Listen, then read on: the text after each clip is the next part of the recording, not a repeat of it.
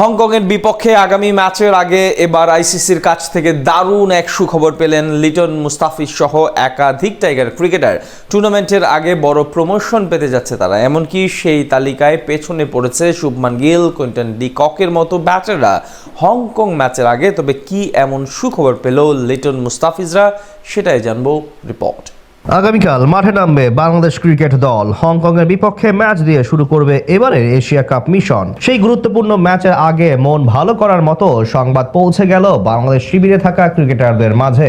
আইসিসির কাছ থেকে এবার বড় সুসংবাদ পেল টাইগার স্কোয়াডে থাকা গুরুত্বপূর্ণ তারকারা, যেটা পরবর্তী ম্যাচের জন্য দেবে দারুণ অনুপ্রেরণা। টি-20 ফরম্যাটে অসাধারণ এক বছর পার করছে বাংলাদেশ ক্রিকেট দল। শেষ 3 সিরিজ ধরে অপরাজিত থাকার রেকর্ড রয়েছে তাদের নামের পাশে। সেখানে বোলিং, ব্যাটিং এবং ফিল্ডিং 3 বিভাগেই দাপুটে পারফরমেন্স করেছেন সবাই। আর সেই আত্মবিশ্বাস নিয়ে মরুর বুকে এশিয়া কাপ খেলতে গিয়েছেন ক্রিকেটাররা। তার আগে অবশ্য আইসিসিও দিল মধুর বার্তা।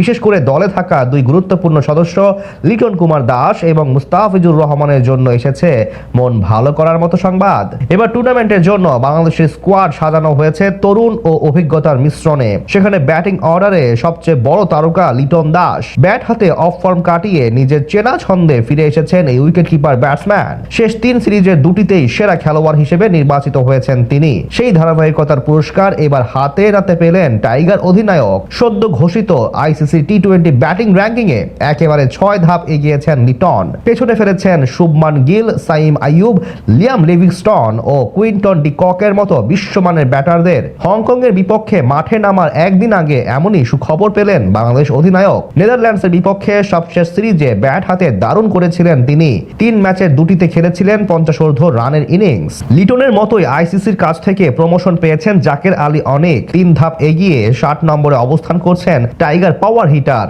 একইভাবে 1 ধাপ উন্নতি হয়েছে ওপেনার পারভেজ হোসেন ইমনের। এদিকে টি-20 ফরম্যাটে বল হাতে দুর্দান্ত ফর্মে আছেন মুস্তাফিজুর রহমান। চলতি বছর এখন অব্দি কোনো টি-20 ম্যাচ হারেননি তিনি। নেদারল্যান্ডসের বিপক্ষে সদ্য শেষ হওয়া সিরিজেও ছিলেন দুর্দান্ত।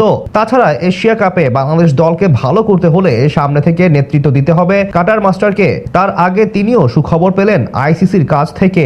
গোটা দুনিয়ার মধ্যে 11 নম্বর বোলার এখন মুস্তাফিজ। নেদারল্যান্ড সিরিজের পর নোয়ান থুসারা, অক্ষর প্যাটেল এবং মাহিশ সানার মতো বোলারদের পেছনে ফেলে এগিয়ে গেলেন কাটার মাস্টার। তবে অবনতি হয়েছে রিশাদ হোসেনের। 3 ধাপ পিছিয়ে 24 নম্বরে নেমে গেছেন এই টাইগার লেগি। সব মিলিয়ে বলা চলে এশিয়া কাপে প্রথম ম্যাচে মাঠে নামার আগে বেশ ভালো সুখবরই পেলেন টাইগার ক্রিকেটাররা, যেটা দারুণ অনুপ্রেরণা দেবে টুর্নামেন্টের মূল পর্বে। তবে এখন মুস্তাফিজ লিটনদের কাছে আসল চ্যালেঞ্জ হলো সেই ধারাবাহিকতা বজায় রাখা।